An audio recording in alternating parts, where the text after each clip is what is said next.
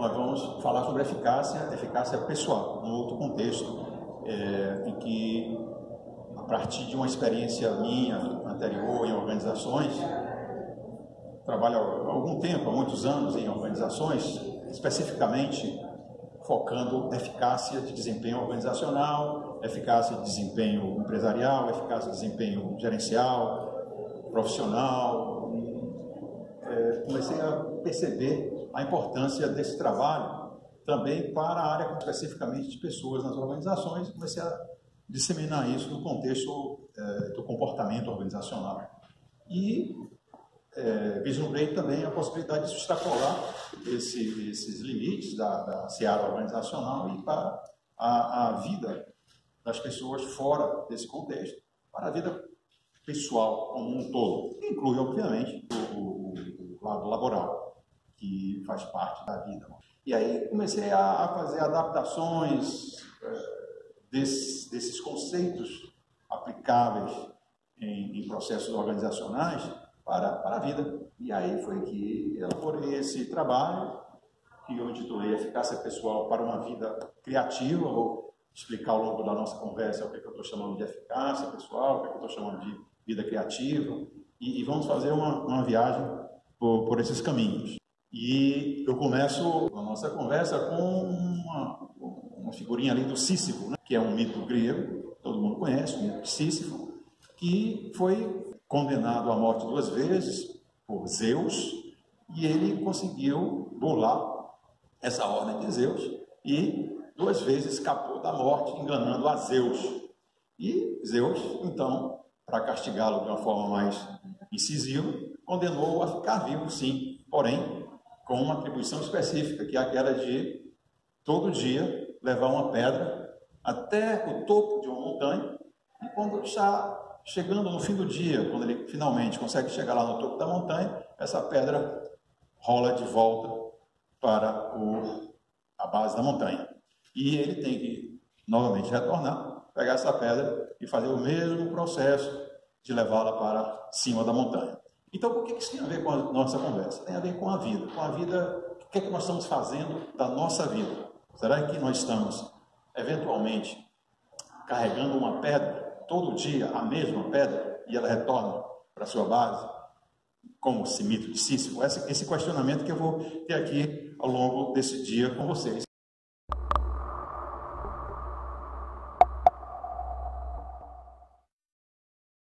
Umas perguntas para reflexão de todos nós aqui, né? Alguns sintomas clássicos de dissonância na vida especificamente profissional da pessoa, mas que, como todos nós sabemos, passamos a maior parte do nosso dia, ao estarmos acordados, operando, trabalhando como homo faber, operando para garantir a sustentação da vida, a sobrevivência.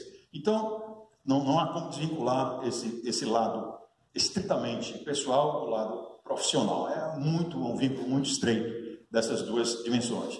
Então, essas perguntas aqui serviriam para uma reflexão da vida como um todo. Então, esses são sintomas clássicos de dissonância na vida profissional. O primeiro seria um sentimento de que você não tem dado impulso ou uma direção à sua carreira. Você sente que está estagnado, que não tem progredido de uma forma significativa na sua carreira, qualquer que seja a sua atuação profissional, ou um sentimento de que você caminha e para, progride e estanca, engrena, desengrena, no trabalho, na sua carreira como um todo. Um sentimento de que você não se encaixa na sua posição atual. Você se sente mal encaixado, não é bem isso, não é bem aqui que eu deveria estar encaixado. Um sentimento de que seu desempenho está aquém do que você poderia dar. O seu desempenho atual está aquém do seu potencial, da sua capacidade de realização. Esses sintomas sinalizariam para o que se chama uma dissonância na vida profissional, não é? Essa dissonância na vida profissional, logicamente, que reflete-se na vida pessoal. Então, a pessoa não se sente bem encaixada, não está sentindo-se adequadamente utilizando o seu potencial de realização. Isso causa-lhe algum mal-estar. Um mal-estar psíquico, um mal-estar que causa grandes danos à pessoa como um todo.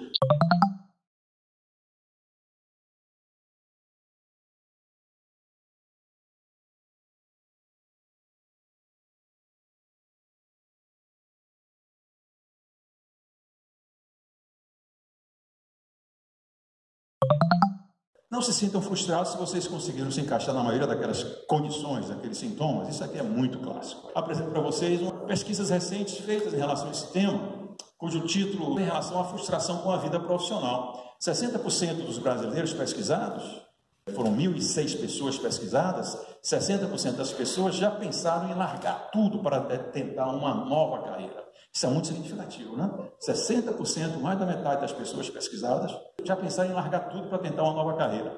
A síntese da conclusão dessa pesquisa seria que cada vez mais pessoas insatisfeitas ou frustradas se perguntam se estão no trabalho certo.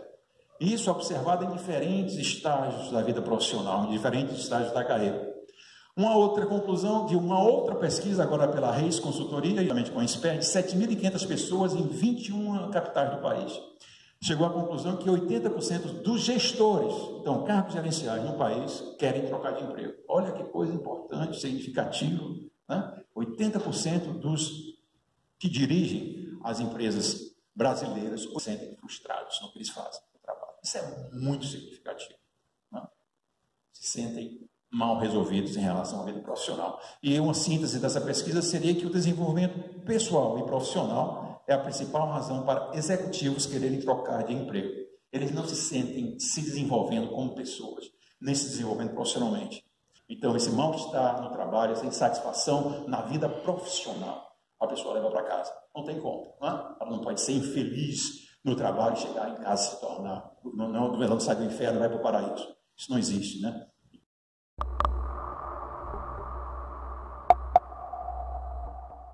Nós vamos falar sobre eficácia, né? E eu vou contar uma historinha para vocês. Digamos que nós estamos numa situação em que nós fabricamos sapatos e nós queremos vender, aumentar, ampliar o nosso mercado e descobrimos um arquipélago com várias ilhas constituindo esse arquipélago e vamos vender sapatos numa dessas ilhas. E decidimos que vamos vender sapatos, explorar esse novo mercado e aí nós vamos encontrar uma ilha para aumentar, ampliar esse mercado de venda de sapatos.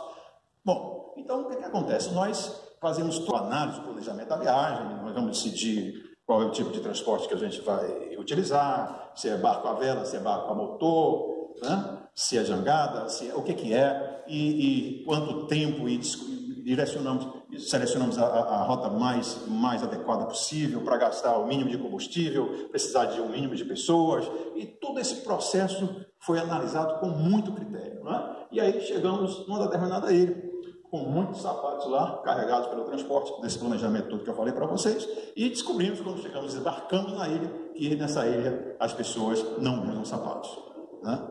Então, se elas não usam sapatos, não sentem necessidade de sapatos, obviamente, nenhuma quis comprar os sapatos.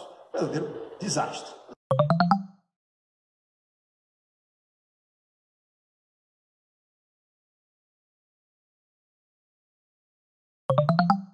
A viagem foi excelente. A viagem nós gastamos o mínimo de combustíveis possível, gastamos o mínimo de tempo possível, nós levamos o mínimo de tripulação possível. Foi muito bem planejada, muito bem elaborada a viagem em si, não é? Então, nós estamos falando da viagem em si, nós estamos falando de eficiência. Eficiência, então, seria, colocado dessa forma simples, direta, que eu falei para vocês, seria fazer certo a coisa. Fazer certo. Estamos falando de fazer. Nós estamos falando de processos, de atividades, de tarefas. Então, a escolha do barco, o tipo de embarcação, o tipo de deslocamento que vamos fazer, a direção, a rota, etc., etc., não é? Tudo tem a ver com o processo, atividade, tarefa. Isso foi muito bem feito. Isso é eficiência. Fazer cada vez mais com cada vez menos. Isso é que todas as empresas procuram fazer para sobreviver. Todas, sem exceção nenhuma. Fazer mais, cada vez mais, com cada vez menos. Não é? Isso é eficiência, fazer muito com pouco. Isso é eficiência. Tudo bem. Agora vamos definir a eficácia. Eficácia é fazer a coisa certa. Eficácia, nessa nossa metáfora aqui, seria ter escolhido a ilha certa. Que ninguém pensou sobre isso. Pensou-se na rota, no processo, não é? E nessa situação escolheu-se a ilha que oferecesse uma melhor logística para chegar nela. Não necessariamente naquela que tinha maior demanda, que tinha demanda para esse nosso produto. Não se analisou o que seria fazer, a ilha a que iriam chegar. Então, a eficácia, diferentemente da eficiência, a eficiência é fazer certo a coisa, a eficácia é fazer a coisa certa. Não é o como, é o que.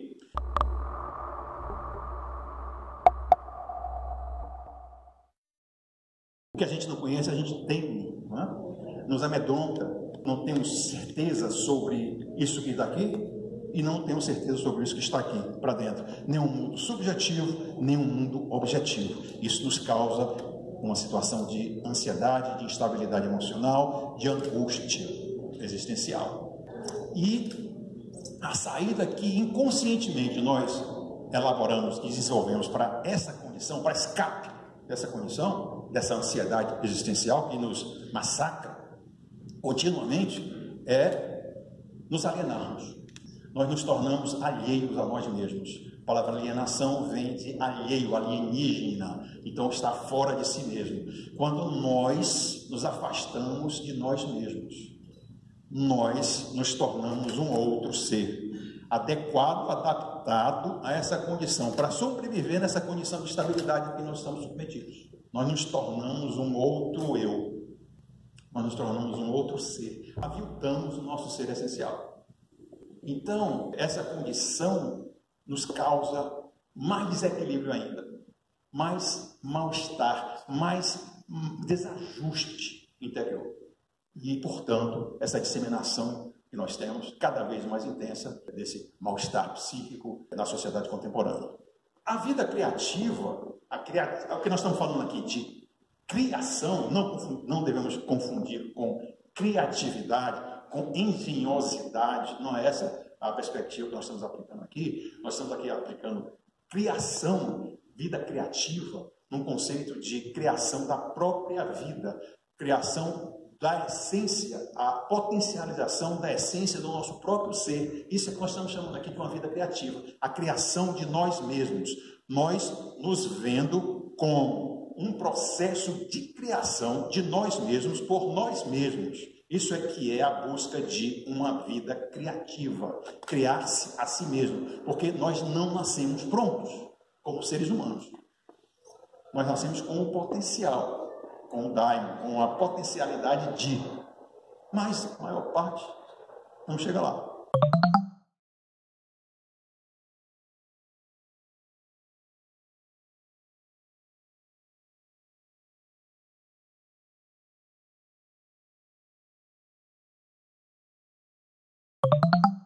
Nós temos dois tipos de ser. Nós temos o ser entre nós, né? Nós temos o ser chamado ser essencial e temos um ser contingencial. O ser essencial é aquele para o qual eu nasci para ser. Aquele para o qual eu trouxe uma semente dentro de mim, a minha essência, que não necessariamente vai brotar. Esse seria o meu ser verdadeiro, genuíno, essencial. Porém, ao longo da vida, eu vou me adaptando às contingências. E aí eu estou falando agora do meu ser contingencial. E a maioria das pessoas passam a vida toda nesse processo de se adaptar às contingências da vida.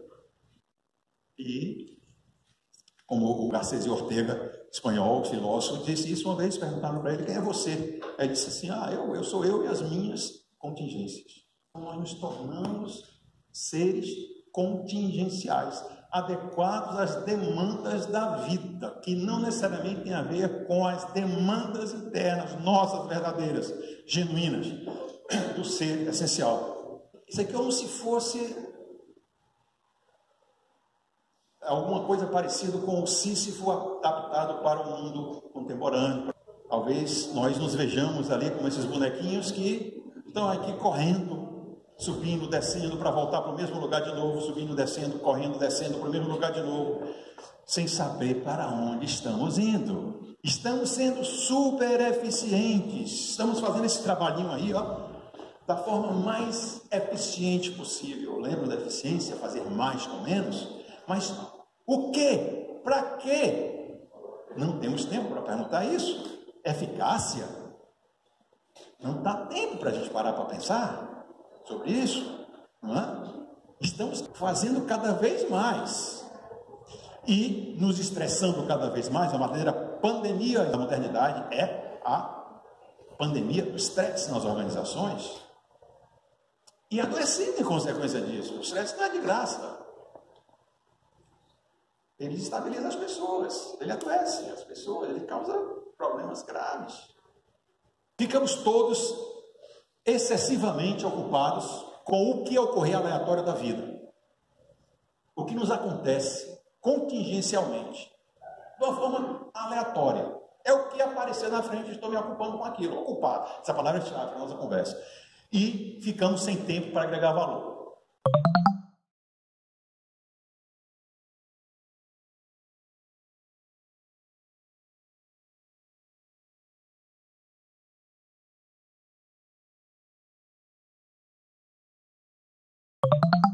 Aí aqui vem uma colocação de muita relevância para a nossa conversa. Ocupação não tem nada a ver com agregação de valor. Nós confundimos estarmos ocupados com estarmos agregando valor. Nós confundimos estarmos sendo eficientes com estarmos sendo eficazes. Olha, eu passo por muitas organizações por aí e vejo cada vez mais isso. As pessoas cada vez mais ocupadas. As pessoas estão sufocadas. Trabalho não lhes falta. Sufocadas. Não tem tempo mais para nada. Trabalham cada vez mais. E aí, quando eu visito uma organização desse tipo, eu fico logo desconfiado de que eles não estão tendo tempo de agregar valor. Estão trabalhando tanto que não estão tendo tempo de agregar valor. Que estão confundindo as coisas. Para agregar valor, a gente tem que ter tempo para pensar. Para refletir sobre o quê? Sobre eficácia. Eficácia exige tempo para pensar. Não temos mais tempo para isso. Isso aqui não existe mais. Pensamento, parar para refletir, pensar, planejar, discutir, questionar. Não existe mais. Isso é fazer. Não podemos parar para perguntar mais. Então, quanto mais ocupados nós ficamos, olha ali, menos tempo nós temos para perceber quanto tempo estamos perdendo com o que não é importante de ser feito. Nós estamos ocupados, não quer dizer que nós estamos fazendo coisas importantes, não. Estamos ocupados, estamos trabalhando, mas não necessariamente estamos fazendo coisas importantes. Nós sabemos coisas urgentes, aí confundimos urgente com importante. Não necessariamente estamos fazendo o importante, o necessário, o que deveria ser feito. Estamos fazendo o urgente. O que nos foi colocado, o que as contingências nos impuseram, as pressões das contingências nos impuseram. Então, isso é para o mundo organizacional, do trabalho, para a vida pessoal também. Nós nos ocupamos o dia todo, né? E vamos nos ocupar não necessariamente com o importante, com o relevante. Nós vamos nos ocupar com o que se apresenta com maior pressão para nós naquele momento, maior urgência, né? E nos tornamos altamente eficientes, talvez, mas muito pouco eficazes. Eficácia pode e deve ser aprendida. Peter Drucker.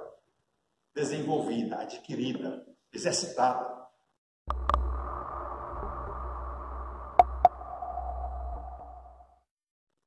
Vamos voltar para aquela condição de complexidade da realidade externa e da realidade interna, interior. Vamos falar um pouco dessa realidade primeiro, externa a nós, do que a gente chama de realidade. O que é a realidade? O que é real? Não é? Essa é uma questão muito importante, muito relevante, trabalhada na filosofia, mas que é de grande relevância para a psicologia, para as ciências humanas em geral. Vamos colocar um esquema um pouco mais simplificado aqui com as ideias de Epicuro ou de Kant também, mas vamos simplificar com esse diagrama. Olha, nós temos do lado de fora de nós o mundo objetivo. É o objeto, o mundo que se coloca, o mundo objetivo do lado de fora de nós. Temos aqui o sujeito, que é o observador do mundo objetivo. Esse sujeito, ele tem um mundo subjetivo, o mundo dele, o mundo interior, subjetivo. Não é? E esse mundo objetivo, está fora do sujeito, se apresenta para ele através de um processo de representação. O mundo se apresenta, o mundo objetivo é representado para o sujeito. Quais são as fases dessa sequência, dessas fases do conhecimento. Primeiro é a da sensação como sendo o lado do exterior, uma sensação do que do lado de fora do sujeito. Depois, na segunda fase, tem uma representação desse mundo exterior como sendo o lado interior do observador, do sujeito, né? Depois disso, que essa representação é realizada no sujeito, ele emite uma opinião sobre essa representação que chegou a ele, como sendo uma síntese dessas duas etapas. Então, digamos que a realidade, de uma forma muito simplificada, seria uma consequência dessa dinâmica da sensação do objeto exterior, uma representação em nós, no nosso lado interior, e a partir dessa representação nós emitimos uma perspectiva opinativa, que é uma síntese dessas duas dimensões aí colocadas. Kant nos diz assim: nós nunca apreendemos a realidade diretamente, nós só percebemos nossa experiência interna dela. Ele quer dizer que o que nós dizemos que é real é a nossa percepção daquilo que está se apresentando para nós. Não necessariamente é a coisa em si. E, aliás, esse é um termo que ele usa, número, que é a coisa em si. Ele diz assim, olha, o que nós vemos é a coisa em mim. Eu não vejo a coisa em si. É impossível, eu não consigo devassar a coisa, qualquer que seja, em si. Eu consigo perceber a coisa em mim, ou seja, a representação da coisa em mim. Então, e cada um de nós tem uma representação particular da coisa. A coisa qualquer que seja, temos uma representação particular, não homogênea. Isso quer dizer que nós, na realidade, não vemos as mesmas coisas. Nós olhamos para as mesmas coisas, sim, mas não vemos as mesmas coisas.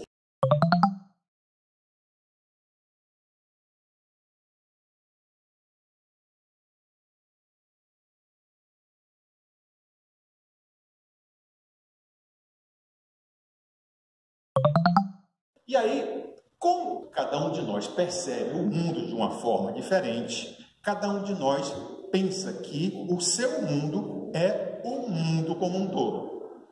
A sua perspectiva de mundo passa a ser como se fosse a perspectiva de mundo para todo mundo, e não é. Então, se isso é verdade, a gente pode dizer que um verme que nasceu dentro de um rabanete, para ele, o mundo inteiro é um rabanete. Um peixinho dentro do aquário, para ele, o mundo é o aquário. Cada um de nós tem o seu aquário. E aí, Kushner diz assim, a essência da sabedoria humana é o respeito pelos limites da nossa inteligência. Ou a reverência, o respeito ante as vastas regiões escuras da realidade, onde a razão não consegue devassar, não consegue penetrar. E aí a essência da sabedoria é esse respeito a esses limites, a reverência antes, é saber que nós não sabemos. E para saber que nós não sabemos, nós temos que saber o suficiente para saber que nós não sabemos. Isso é muito interessante, parece um paradoxo, né? Enquanto a gente não souber o suficiente, a gente vai achar que já sabe tudo.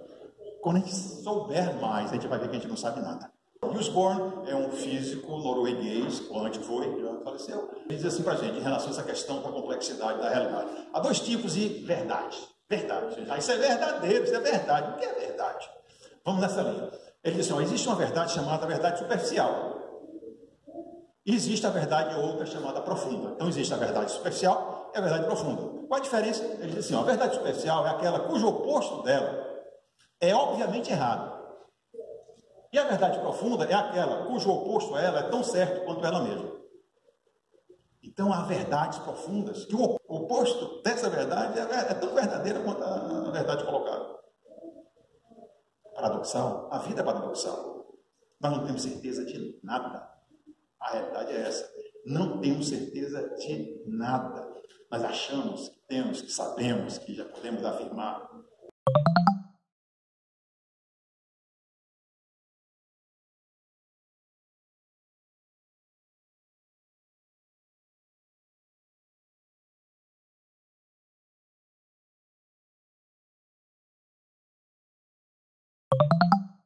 Kant distinguia entre o que ele chamava de existe o desconhecível que ele chamava de realidade numênica, que é a realidade da coisa em si, que eu já falei para vocês, e existe o cognoscível, que é a realidade fenomênica, que é a realidade da coisa como ela se apresenta para mim. É o fenômeno, como ele se apresenta para mim.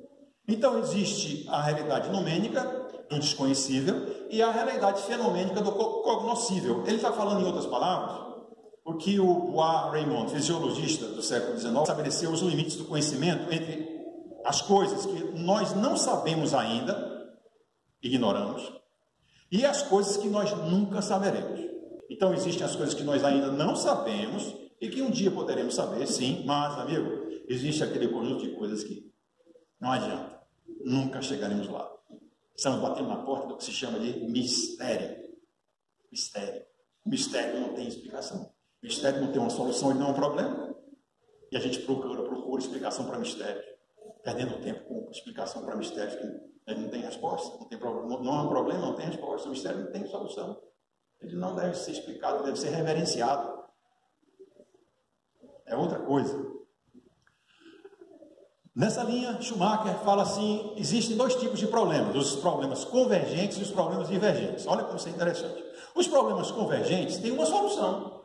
São problemas que quanto mais inteligentemente nós os discutimos, os analisamos, mais as respostas vão convergindo. E existem os problemas divergentes que não têm uma solução correta. Porque quanto mais nós os analisamos, mais aparecem respostas que se contradizem. Nunca chegamos à solução.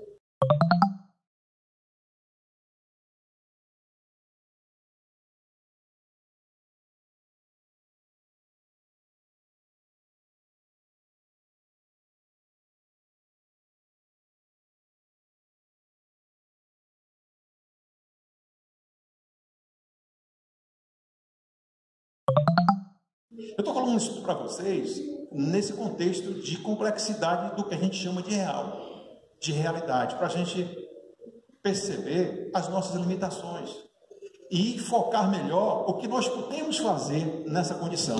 Volto para a eficácia. Quando nós não sabemos disso, nós atiramos para tudo que é lado, querendo resolver a vida, querendo achar resposta certa para tudo. Expendemos um monte de energia. Nós não chegamos a lugar nenhum. Porque estamos sendo cada vez mais eficientes e cada vez mais ineficazes. Porque não estamos procurando a coisa certa. Não perguntamos o que. Estamos na busca do como. Respostas para tudo. Nos engajando com tudo. Dispersando esforço para tudo que é lado.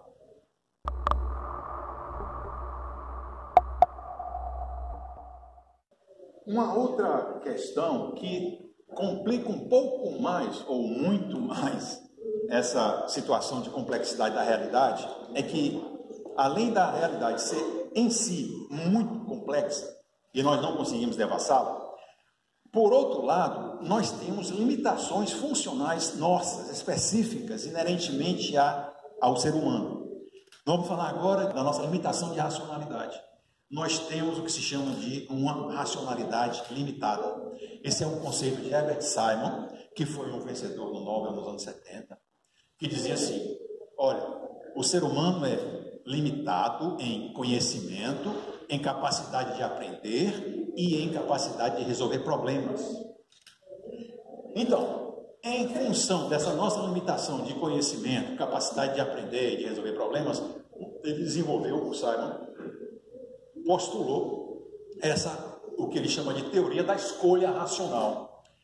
Nessa condição de limitação de racionalidade, nós desenvolvemos um modelo da realidade, da situação real, que é um modelo restrito, aproximado e simplificado da verdadeira magnitude da realidade, pela excessiva complexidade do real. Nós fazemos algo como se fosse uma redução epistemológica da realidade, da sua verdadeira dimensão, porque não conseguimos capturá-la. Então a gente faz uma abstração dela, reduzindo a sua verdadeira magnitude. E lidamos com uma situação do real restrita, simplificada, aproximada, que não é verdadeira, na sua essência, na sua verdadeira magnitude. Então, parte do princípio que o que nós representamos como sendo real não são dados, fatos, dados específicos, mas são decorrentes de processos psicossociológicos nossos, de cada um. Já falamos em outras palavras isso, por outros pensadores, essa representação da realidade em nós, de como sendo particularizada para cada um de nós, não é?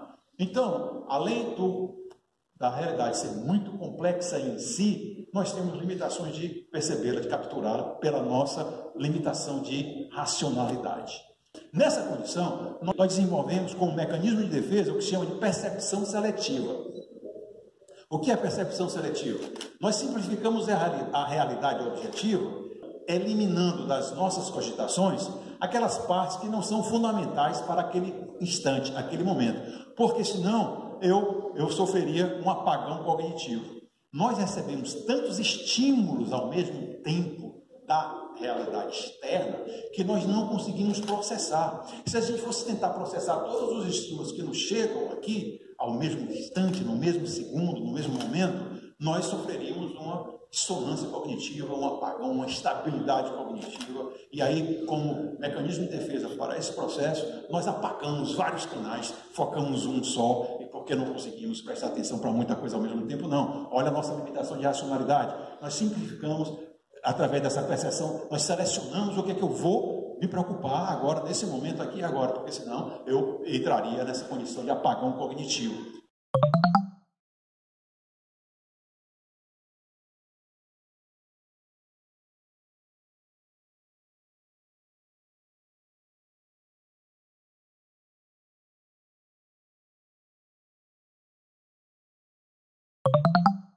Jung fala que nenhuma consciência pode abrigar mais do que um número pequeno de representações ao mesmo tempo. Nossa orientação geral deve-se a podermos pôr em andamento uma série de imagens comparativamente rápidas. E aí nós excluímos constantemente um grande campo de representações possíveis, ficando a consciência sempre limitada a um estreitíssimo círculo. Não esquecendo ainda os conteúdos inconscientes que não estão aí em jogo nesse momento. Não estamos nem falando sobre isso ainda. Estamos falando só dos estímulos conscientes. Aqui estão os números em relação a isso. A neurociência atesta que nosso cérebro processa 400 bilhões de bits por segundo. Processa 400 bilhões. Mas nós só capturamos, desses 400 bilhões, nós capturamos no máximo 2.000 bits de inputs por segundo. 2.000 em 400 bilhões representa que nós temos consciência de somente 1/trilionésimo de estímulos cognitivos que nos chegam. 1/trilionésimo.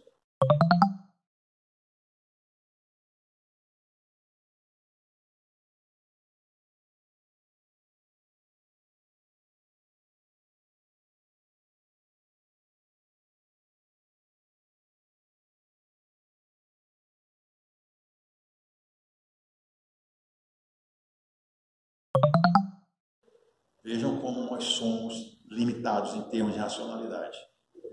Isso não é um demérito, né? É uma constatação para nós navegarmos de uma forma adequada nessa condição.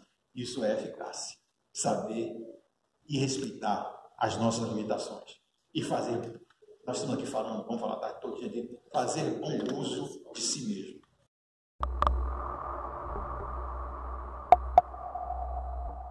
Nós, nessa condição de extrema complexidade do real e de extrema limitação de racionalidade, o que é que a gente faz? Nós somos induzidos a nos envolver continuamente na armadilha da ocupação. A armadilha da ocupação. Já falei, estarmos ocupados, não tem nada a ver com agregar valor, tal. Isso aqui já está bem claro para todos nós, não é? Mas vamos falar da armadilha da ocupação. Estarmos ocupados. Por que isso acontece? Porque isso são pessoas tão capazes, inteligentes. Como é que a gente cai nessa? É extremamente fácil ficarmos aprisionados na armadilha da ocupação, esforçando-nos cada vez mais para subir na escada do sucesso, até descobrirmos que a escada estava encostada na parede errada. chegamos lá em cima, com tanto esforço, com tanta dedicação, chegamos lá em cima. Desenvolvemos um esforço tremendo para subir, para chegar lá no ápice do sucesso, do reconhecimento, da glória. E nada mais frustrante, descobrimos que chegamos no topo da parede errada. A escada estava encostada na parede errada. Né? É possível, então, muito possível, ficarmos muito ocupados sem estarmos agregando valor, sem estarmos sendo eficazes, sem estarmos gerando resultados. Eu digo isso frequentemente por onde eu passo por aí, nas organizações. Vocês estão muito ocupados. É um problema, vocês não estão tendo tempo para pensar. Volto a dizer, não há nada pior do que executivos, gerentes, líderes muito eficientes e pouco eficazes.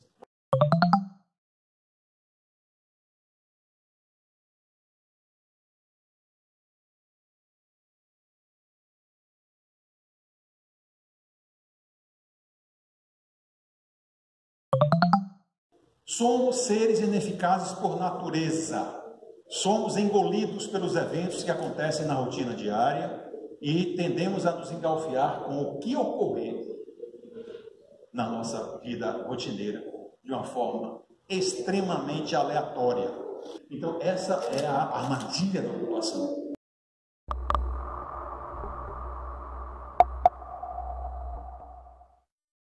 A vida é inerentemente caótica e imprevisível. Talvez a mais sutil e comum das técnicas de administração da ambiguidade e da ansiedade para a redução do nível de estresse psíquico seja o hábito. Aqui é James Hollis falando, ele é autor de 14 livros na série de comportamento psicológico, e ele fala o seguinte, como é interessante, para a gente sobreviver a essa condição desse caos da rotina da vida, dessas questões que a gente não consegue explicar da realidade, e da nossa limitação cognitiva e racionalidade, o que é que a gente faz?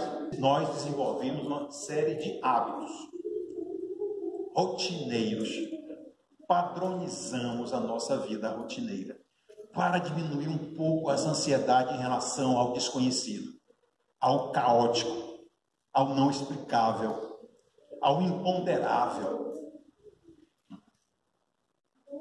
Então, desenvolvemos através dessa série de hábitos diários, uma ilusão de ordem. Uma falsa ilusão, uma ilusão não verdadeira, ou já é falsa em si, de ordem e previsibilidade para a vida, rotinizando a nossa vida. Então, nossa vida se torna rotinizada através de uma série de hábitos que nós desenvolvemos para nos sentirmos um pouco mais seguros em relação ao desconhecimento da realidade, em relação à complexidade do real. Por quê? Ora, se nós acordamos, já sabemos o que vamos fazer, então a gente sabe que vai levantar, vai escovar os dentes, vai tomar banho, vai tomar um café, vai pegar um carro, vai se deslocar pela rua X e Z, vai chegar no trabalho a tal hora. Então você tem toda uma série de elementos já padronizados. A sua vida se torna sistematizada, que você não tem que pensar o tempo todo o que vai fazer. Não tem que decidir todos os dias, cada ato que você vai realizar. Imagine se isso fosse assim. Aí o que é que nós fazemos para sair dessa condição que nos exaure a energia vital? A gente padroniza a vida. Sistematiza, estrutura e a vida fica padronizada. Mal sabendo que essa rotina pode tornar-se um empecilho quando são necessárias respostas diferentes para possibilidades emergentes. E quando a vida demanda de nós espontaneidade, que assumamos riscos, que usemos a imaginação para o diferente acontecer. O diferente não acontece nessa padronização, nessa rotinização, não tem espaço.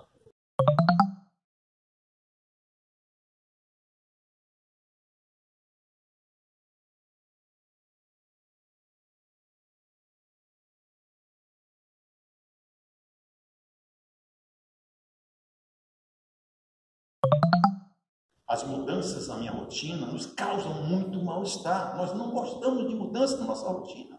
A rotina nos dá uma ilusão de ordem e previsibilidade. Como eu não consigo explicar essa realidade como um todo, eu desenvolvo uma falsa condição de previsibilidade. Torna a vida mais previsível possível através de uma rotina. E aí, entro nesse encaixotamento, nesse enjaulamento da rotina.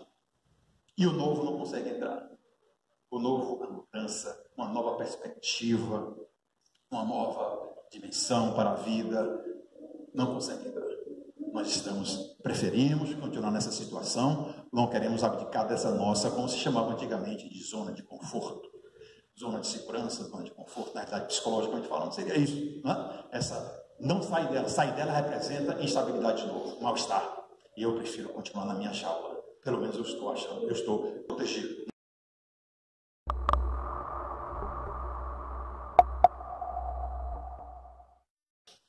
Porque a realidade, amigos, como eu já falei para vocês, ela é construída por nós. A realidade em si, para nós, não existe. O que existe é a realidade em mim. Então, a realidade é construída por nós. E quando nós nos conjugamos e passamos a nos relacionar com os outros, e a gente precisa, nós somos seres gregários, e eminentemente gregários, vivemos a partir da relação com o outro, nós construímos uma realidade conjunta.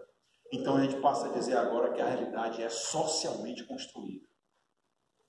Tem um livro chamado A Construção Social da Realidade, de Beck e Luckman, muito importante sobre essa perspectiva, essa questão.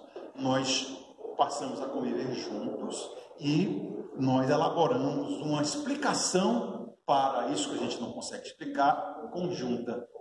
Nós elaboramos uma perspectiva de realidade conjunta, estamos desenvolvendo uma construção social conjunta da realidade. E aí o que acontece? Nós passamos a atuar de uma forma cada vez mais parecida uns com os outros, porque nós estamos explicando a realidade da mesma forma. As razões, as possibilidades, os perigos, os riscos, as questões, a linguagem fica muito parecida, usamos as mesmas palavras, a roupa, passamos a usar roupas parecidas uns com os outros, né? Os mesmos processos, né? Os mesmos valores começam a ser compartilhados, o desenvolvimento de um conjunto de valores não explícitos, a nível inconsciente, que a gente pode chamar de cultura. Pessoas convivendo muito tempo se tornam cada vez mais parecidas umas com as outras. Não percebemos essa condição. A importância dessa conversa é para um questionamento nosso sobre o que é que nós estamos fazendo da vida. Nossa vida.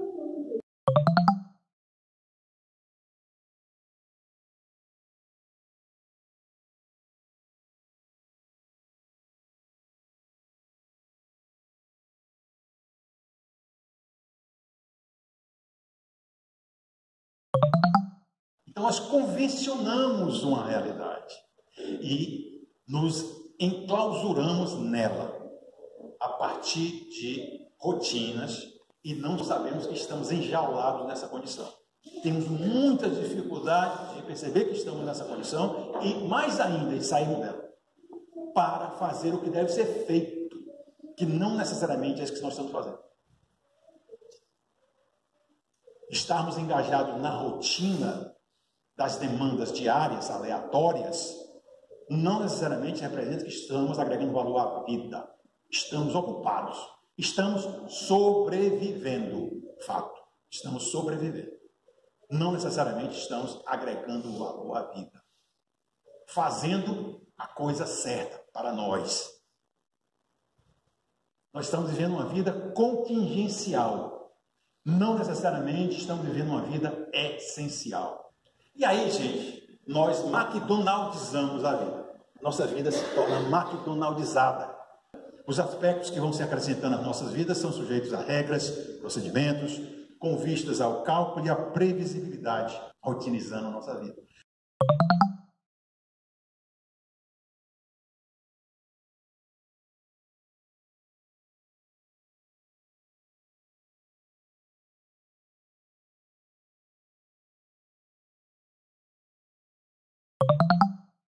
Olha, eu não estou aqui sendo o contrário, disseminando aqui a ideia de que não devemos ter rotina, que a nossa vida deva ser caótica. Não, não é isso.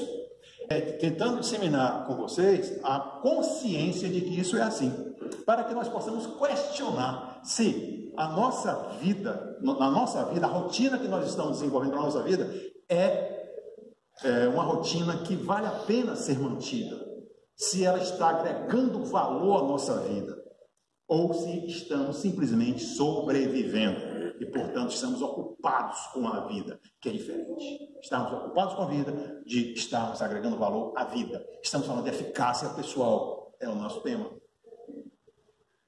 Não estou querendo, torne a sua vida um caos. Não, mas questione a rotina. Com que vocês estão ocupando a vida de vocês, como um todo.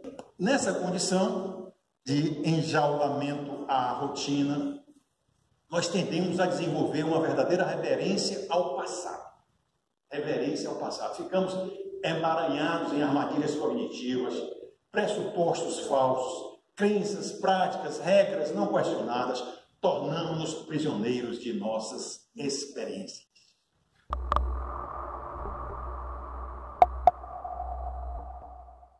Então, nós vamos conversar sobre isso aqui, a importância do autoconhecimento para a eficácia pessoal. Para fazer melhor uso de mim mesmo, eu tenho que, primeiro, conhecer que eu desconheço a verdadeira magnitude da realidade na qual estou envolvido, isso já passamos.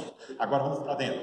E eu desconheço essa realidade interior. E que eu preciso conhecer mais essa realidade interior para que eu possa conviver de uma forma adequada nessa situação de desconhecimento da complexidade externa e interna. Quanto mais eu tiver conhecimento sobre isso, mais condições eu tenho de navegar por essa seara de complexidade. E aí nós temos duas perspectivas nesse esforço de autoconhecimento para a eficácia pessoal.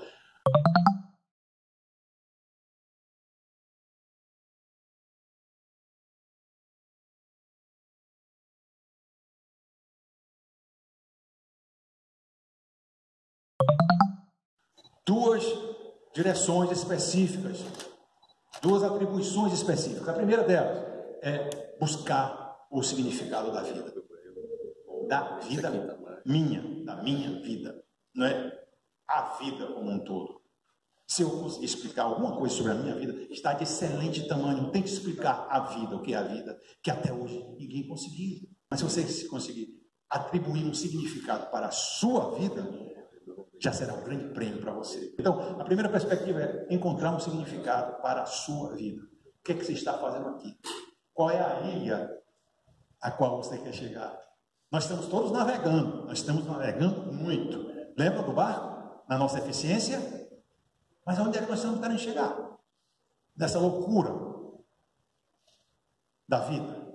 Então, essa é a primeira questão que podemos elucidar quando fazemos um trabalho de autoconhecimento.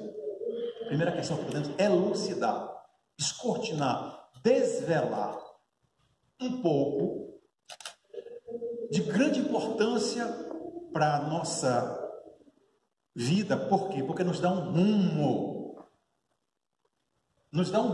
uma direção, eficácia. O quê? O como vem depois. O que eu estou fazendo aqui? Essa é a primeira questão.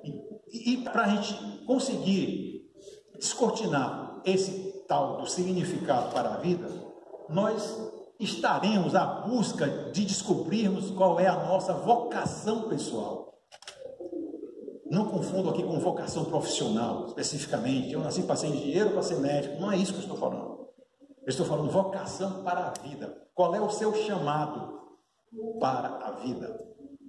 Vocação vem de vocatus, latim, chamado. Qual é o seu chamado? O que ele chama? A partir dessa perspectiva da vocação pessoal, nós iremos, ao descobrir a nossa vocação pessoal, perseguir a operacionalização, a potencialização dessa vocação, buscando como objetivo final disso o que se chama de realização pessoal.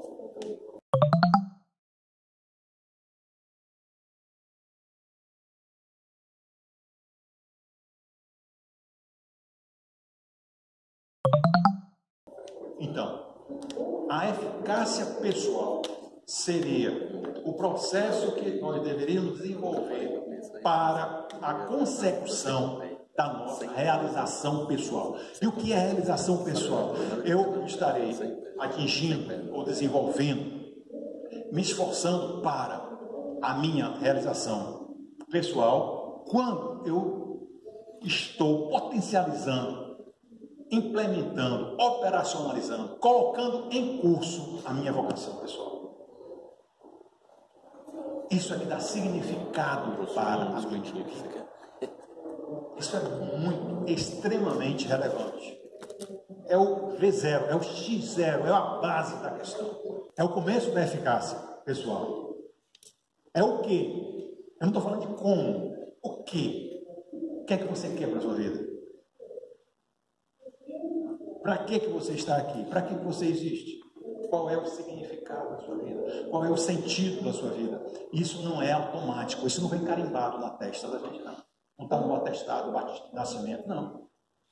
Tem que ser investigado. É um trabalho de tempo, duração, investigação profunda, muita elaboração, muito questionamento, mas que é o primeiro passo. Então, esse processo de autoconhecimento nos leva a esse desvelamento.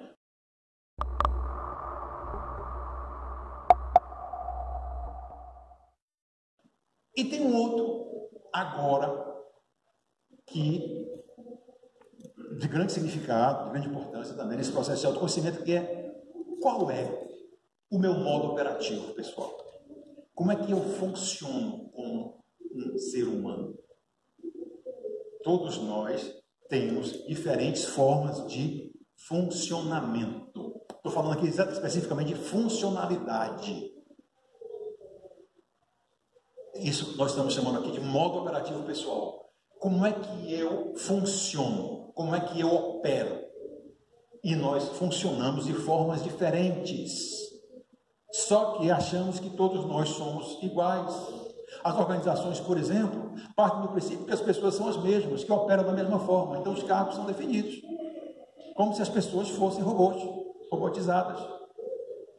Quem quer que seja que entre aqui nessa tarefa, nessa função, vai ser dessa forma, porque é assim que deve ser.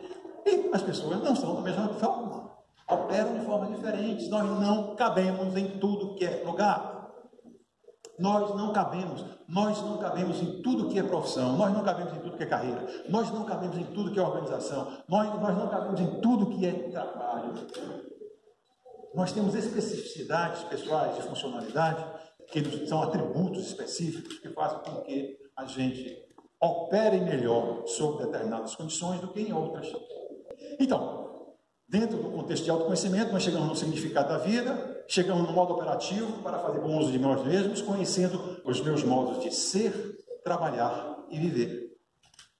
Cada um de nós tem um modo específico de ser, de trabalhar e de viver diferente dos outros.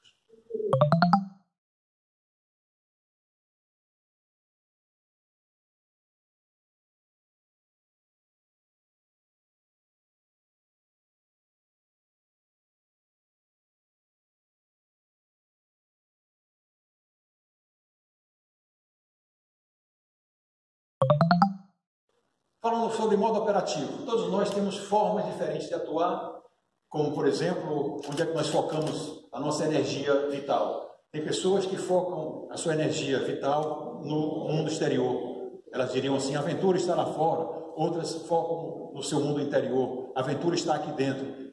Isso é uma terminologia mais técnica, a gente poderia dizer que estamos falando do extrovertido, aqui nós estamos falando do introvertido.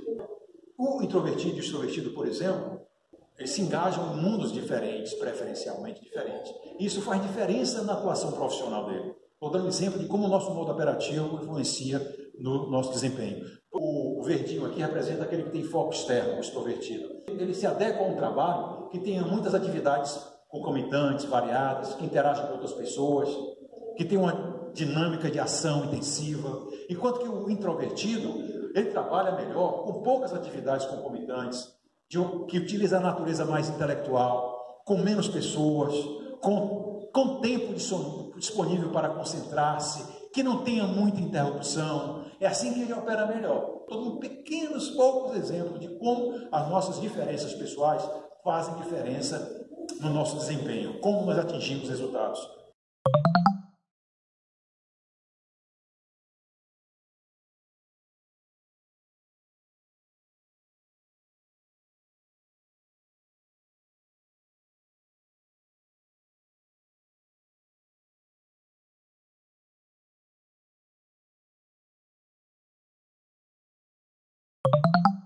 Uma outra dimensão que a gente pode mencionar aqui em relação ao modo operativo pessoal é que pessoas diferentes percebem o mundo de formas diferentes. Vou colocar só dois aqui antagônicos para a gente comparar. Um percebe a realidade, o mundo, de uma forma realista. Ele vê o mundo como ele é. O mundo é o que é. Enquanto que o outro tipo, que é o oposto a ele, tem uma visão imaginativa. Ele vê aquilo que acontece, o mundo, como o que poderia ser, não como o que é. Um vê a realidade objetivamente, aqui e agora, fatos e dados. É um cara detalhista, é um cara sequenciado, é um cara que precisa tocar, ver para crer. É dele, característica dessa pessoa. E o oposto dele, que tem a visão imaginativa, ele vê o que não existe ainda. É o que poderia ser. Ele tem uma forte pegada intuitiva, né, digamos assim. Né? Então, eles são pessoas que operam diferentes. E no trabalho, qual a diferença que isso faz? Por exemplo, o que tem a visão realista, ele se dá melhor com um trabalho rotineiro, que tenha sequência, primeiro, segundo, terceiro, que exija atenção a detalhes, porque ele é muito detalhista, né? Ele deve buscar carreiras ele gosta, ou se daria bem com carreiras que tenham atividades práticas, que tenham necessidade de solucionar problemas específicos, objetivos e imediatos, coisas concretas.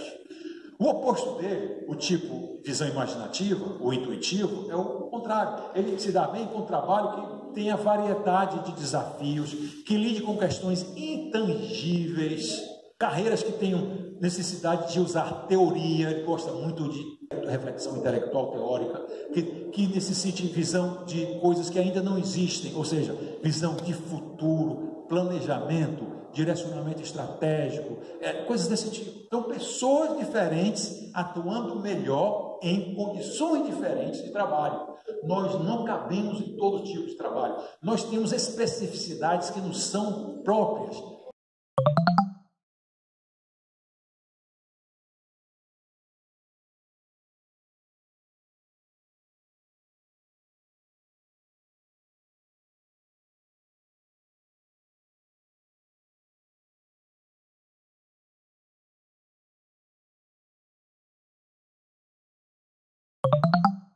Uma terceira dimensão que nos traz diferentes uns dos outros em termos operativos é como nós atuamos no mundo, como nós decidimos atuar, como nós agimos. Tem um que utiliza a decisão racional para atuar no mundo. Ele busca relações de causa e efeito quando vai decidir fazer alguma coisa. Ele tem que decidir alguma coisa que vai fazer, ele sempre busca o que isso vai dar, em quê? Isso vai dar naquilo. Ele usa a lógica, a racionalidade. Então, ele é uma pessoa lógica, racional. Ainda nessa terceira dimensão do modo operativo pessoal, aquela que lida com as formas de atuação no mundo, em que nós temos dois tipos de processos decisórios das pessoas, além do tipo decisão racional, aquele que toma as decisões baseando-se nas relações de causa e efeito, nós temos o tipo decisão humanista, aquele que toma suas decisões baseando-se nas implicações dessas decisões nas pessoas, desde que ele considera como de primeira importância os valores humanos.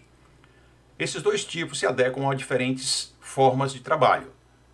O tipo decisão racional lida bem com trabalhos que demandam análise lógica, análise objetiva, análise impessoal, onde a detecção de desvios, de erros, de inconsistências, lacunas são importantes. Enquanto que o tipo decisão humanista dá-se bem com trabalhos que considerem valores humanos, trabalhos que provêem serviços para pessoas, onde a valorização do ser humano de uma forma geral é importante. Então temos aí dois tipos de pessoas que tomam decisões de formas diferentes e se adequam a tipos de trabalhos diferentes. A quarta dimensão, um exemplo de modo operativo, seria qual é o meu estilo de vida. modo de vida, estilo de vida. Tem pessoas que têm um estilo de vida estruturante, que busca organizar o mundo. Ele é uma pessoa sistematizada, organizada, estruturada. E temos o estilo flexível, aquele que busca se adaptar ao mundo como ele é. Sobe com a maré, desce com a maré. Tem jogo de cintura para com a vida.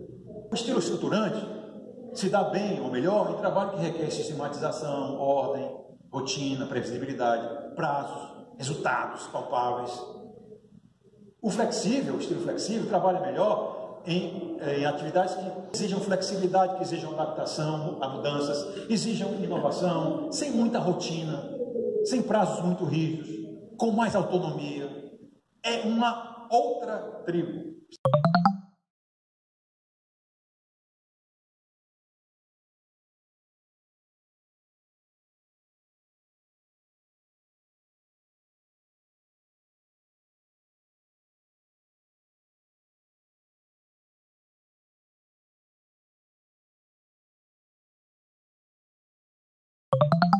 Estamos falando de tribos diferentes, pessoas diferentes, e nós somos uma coisa ou outra.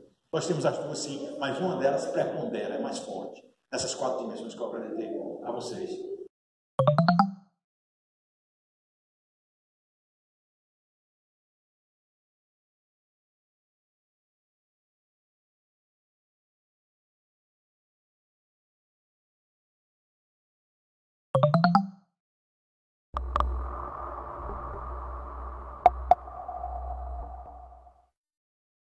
Voltando para o significado da vida, tem uma questão aqui que eu gostaria para a reflexão, que eu acho bastante elucidativa. Não é? Tentem responder essa questão sobre realização profissional no contexto do significado da vida. Se você não tivesse que trabalhar para sobreviver, o que é que você faria? Com o que você se ocuparia? Se você não tivesse que ganhar dinheiro. Segunda questão para reflexão, qual é a história exclusiva que você deveria estar vivendo no mundo? Será que tudo que existe de ser animado ou inanimado no cosmos tem uma função no conjunto das coisas? Será que só nós não temos uma função específica, individualizada? Será que as formigas têm uma função no universo, as abelhas têm uma função no universo e nós, ditos únicos seres vivos, inteligentes, não temos uma função específica, uma atribuição específica, uma missão específica nesse conjunto de coisas que se chama cosmos? A palavra cosmos em grego quer dizer ordem. Ordem. Foi Pitágoras que elaborou cunhou esse termo a partir da observação dele, essa perfeição do universo. Ele disse, isso é tão perfeito, isso é cosmos, isso é perfeito, isso é ordenado. Então, nesse ordenamento magnífico do que se chama universo, será que nós, seres humanos, não temos uma atribuição específica? Cada um de nós, não é como ser humano, como raça que eu estou falando, não. Como formigas, não. Seres humanos individualizados. Nós não temos um papel. Nós fomos jogados aqui para ruminarmos juntos, para seguirmos o mesmo percurso juntos, para fazermos as mesmas coisas, nascermos, vivermos e morrermos. Será que é isso? Nós estamos aqui para isso. Então fica essa reflexão sobre qual é a história exclusiva que você deveria estar vivendo no mundo. O que você tem a fazer na vida que ninguém pode fazer no seu lugar? Volta para a questão da mensagem, atribuição específica, papel nesse equilíbrio do universo. Será que, se esse universo é tão bem elaborado, tão bem ordenado, a ponto de cada ser vivo, cada ser existente na natureza faz falta, será que nós fazemos falta como indivíduo se não cumprimos a nossa parte? Não vai desequilibrar esse conjunto de elementos que compõem o que a gente chama de universo? Desse todo integrado? Será que a gente não faz falta? Não fazendo a nossa parte que se esperava que a gente fizesse e a gente não cumpriu a nossa parte? Se nós não fazemos a nossa parte, talvez estejamos desbalanceando o conjunto da obra.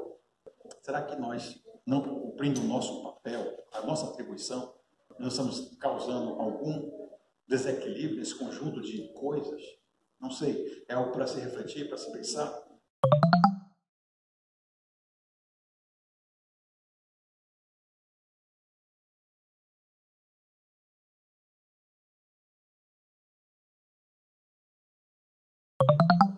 Ainda nessa linha de busca de significado da vida através do autoconhecimento, Jung fala que a falta de sentido na vida tem uma importância decisiva na etiologia das neuroses. Então, a falta de sentido para a nossa vida pode nos causar sintomas. Podemos adoecer por essa falta de sentido para a nossa vida, que é o motor primeiro, é o que nos faz acordar de manhã, levantar da cama de manhã e querer partir para a vida. Falta de sentido para a vida pode tornar a nossa vida uma rotina de meras obrigações de sobrevivência e manutenção.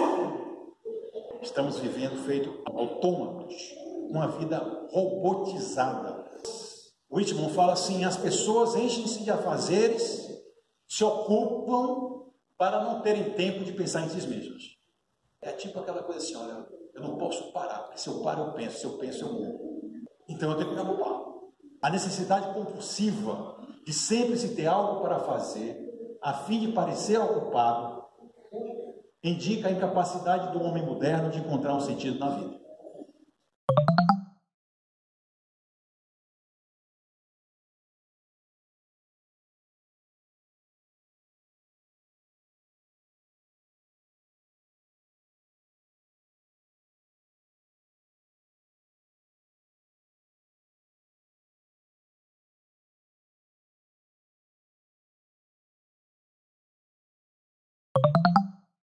E aí, ainda nessa linha de significado para a vida, a partir do autoconhecimento, Jung completa dizendo que a grande maioria das pessoas não escolhe o seu próprio caminho, escolhe a convenção social, desenvolvendo um modo coletivo de vida à custa de sua própria integridade, submergindo sua individualidade na multidão. Olha que frase lapidar do Jung. Todos nós nascemos originais e morremos cópias. Que maravilha! Pensem sobre isso. Isso se chama xerox social. Nós iremos xerox sociais. Passamos a nos imitar uns aos outros. Nascemos originais, morremos cópias uns dos outros.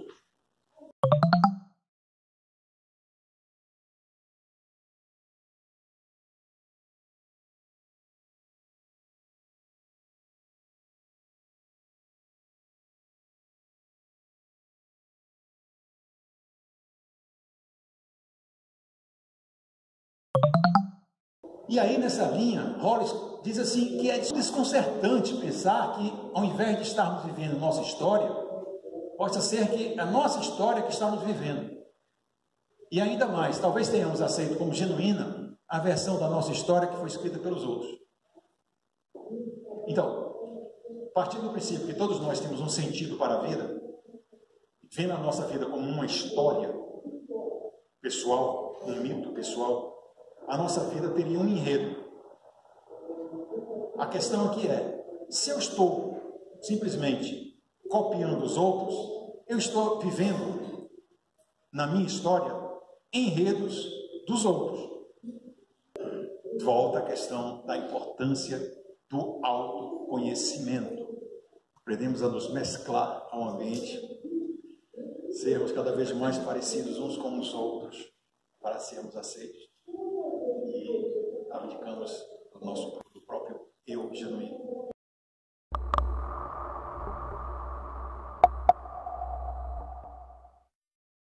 A frase de Neruda, Pablo Neruda, quando diz assim: nós nascemos para nascer. Nós já não nascemos prontos, né? Nós temos que nos criar. Então, o Leloup fala que o ser humano é um ser do caminho. Cada um se tornará um ser plenamente humano à medida que investir nos talentos que o mistério lhe confiou. Então, a gente vai falar mais um pouco especificamente de nossos talentos, né? E como usar isso nessa criação de si mesmo. É uma grande aventura alguém se tornar humano, na qualidade de sujeito da própria existência, assumindo a autoria dos seus passos, fazer render os talentos vocacionais, é o que caracteriza um existir pleno. Fazer valer os talentos vocacionais é o que caracteriza um existir pleno. Então, é como se ele está dizendo em outras palavras, o que nos torna plenos é o desdobramento da nossa vocação pessoal. É a implementação, a operacionalização, a implementação do nosso chamado, do nosso vocatus, aquilo para o qual nós fomos destinados a ser, da nossa missão aqui. Nós existimos para trazer alguma novidade, um canto novo, uma dança nova. Não nascemos para morrer, nascemos para ser.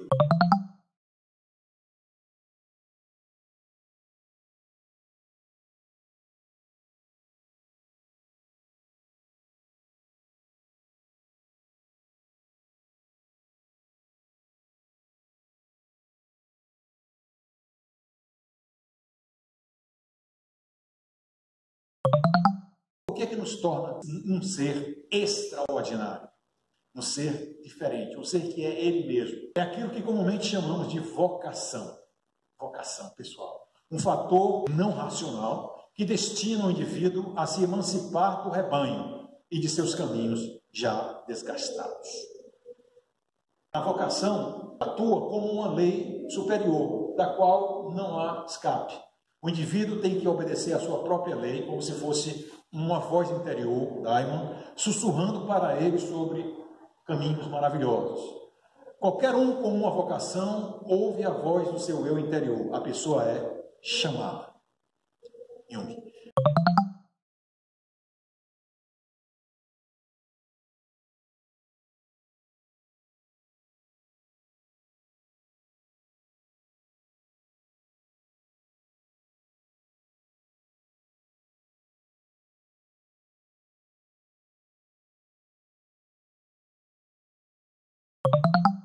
A gente confunde sistematicamente trabalho com vocação. Existe uma enorme diferença entre essas duas questões, trabalho e vocação. Trabalho é aquilo a que nós nos dedicamos para ganhar dinheiro e satisfazer nossa sobrevivência, nossas necessidades econômicas. E vocação é o que somos chamados por nossa voz interior a fazer com a energia da nossa vida. Vocação é o que dá sentido para a nossa vida, a descoberta da nossa vocação pessoal. Estamos aqui para quê? Qual é a mensagem que nós estamos trazendo? Qual é a nossa missão ao passarmos por aqui? O que é que se espera de nós, além de ficarmos simplesmente ocupados? Qual é a nossa contribuição para com esse conjunto de coisas que nós chamamos cosmos? Uma forte vocação pode requerer o sacrifício do que o ego deseja. O atendimento ao chamado pode entrar em conflito com o que o ego aspira, com o que a nossa vida consciente deseja. Nosso ego consciente quer conforto e segurança. Pode ser que conforto e segurança não sejam o sentido da nossa vida, diferentemente do que nos passa desde que nós nascemos. Busque a sua segurança, busque o seu conforto, e aí nós pautamos toda a nossa vida através de tarefas, rotinas, processos, procedimentos na nossa rotina diária para assegurar essas duas questões de conforto e segurança. E pode ser que não seja isso que a nossa alma pede, seja o atendimento a uma chamada, atendimento a uma questão maior que nos dá sentido, que nos dá significado para a vida. Qual é o meu chamado? Parte considerável do significado da vida decorre de dizermos sim ao nosso chamado. O vocatus envolve nos tornarmos tão plenamente nós mesmos quanto formos capazes. O sacrifício do ego é doloroso, que busca conforto e segurança de novo. Mas esse sacrifício do ego é infinitamente menor do que olharmos para trás e nos arrependermos de termos deixado de responder ao chamado.